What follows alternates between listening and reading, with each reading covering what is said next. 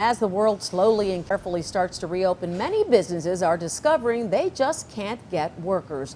One of the hardest hit, of course, the restaurant industry. Talk to any owners, managers, and they will tell you trying to find workers is near impossible right now. And workers might tell you the back-aching work, low pay, and no health care in some situations are just some of the reasons they aren't coming back.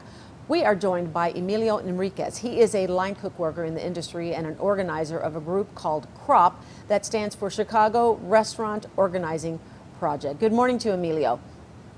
Morning. So I understand your ultimate goal is to become a chef, that you have a passion for this industry, but I'm also told you're now back at work, or that you're not back at work right now. Why have you decided not to return?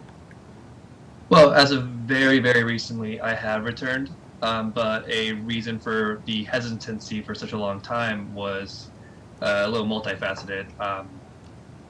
Prior to vaccination, it didn't feel like the risk, like the reward, justified the risk. And then after being vaccinated, there's a lingering concern about the variants that had increased, as well as the pay wasn't a guaranteed good wage compared to the benefits that I was receiving at home. Yeah, and that's an issue that, everybody's been talking about. That's going to be ending soon.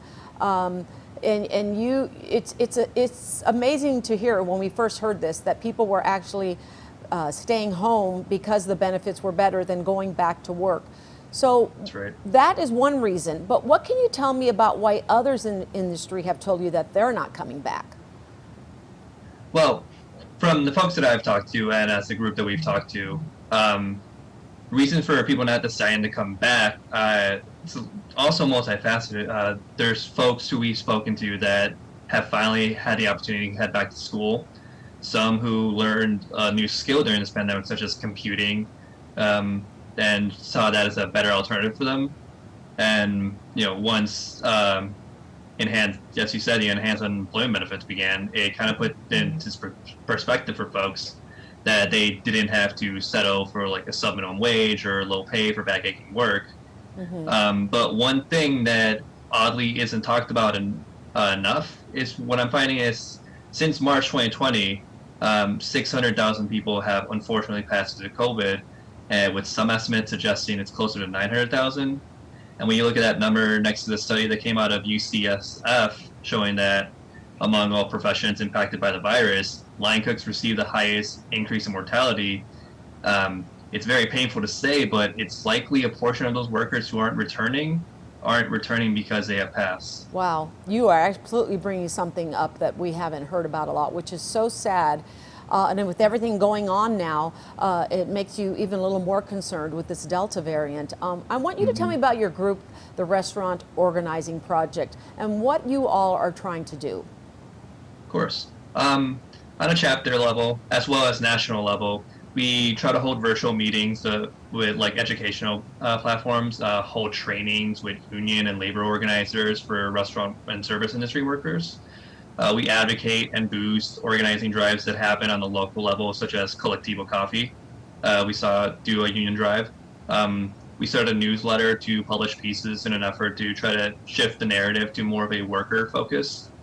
But right now, as a group of purely volunteers, we are focusing on trying to base build and like create this network of service industry workers and make sure that there's a place for workers that they can turn to for assistance, information, advocate, and solidarity. That's such a good idea. I have to ask you though, what do you think is going to happen to get people to come back to work? What are the restaurant owners and managers, what do they need to do, and what do you think they have to do? Well, as the unemployment benefits are set to end in September, which in some states that process already began, we are definitely going to see some workers returning to the industry, but I think this is also going to be a moment where people are formally leaving the industry, which leads to the question is like, what do they need to do to get us back or keep us? And I think it's a lot, and it kind of has to be, because the pandemic was the catalyst, not the sole reason for people's departure, is something we need to remember. Of course, we need to see better wages across the board. And I think the abolishment of like the sub minimum wage is a really good place to start, considering that it has certain ties to slavery and also promotes a toxic relationship between a worker and patron. We're also an industry that severely lacks healthcare and insurance benefits.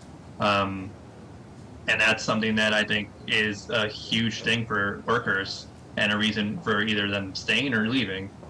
I think unions ultimately lead through a stronger industry and gets workers a seat at the bargaining table and have a more democratic process. But among other things, there is a culture of sexism and sexual harassment and violence, as well as queerphobia and racism that runs rampant in this industry that we must address in more ways than one. Well, I think all these things will play into how we can get workers back. I have to say this pandemic has changed so many things. The restaurant industry, definitely one of them, and it may never go back to the way it was. And from the sounds of it, you think that would be a good thing. I so appreciate your time and your perspective because you brought some interesting points up this morning. I think you're right that we have not discussed. So best of luck to you and your organization, the Chicago Restaurant Organizing Project. We'll be right back.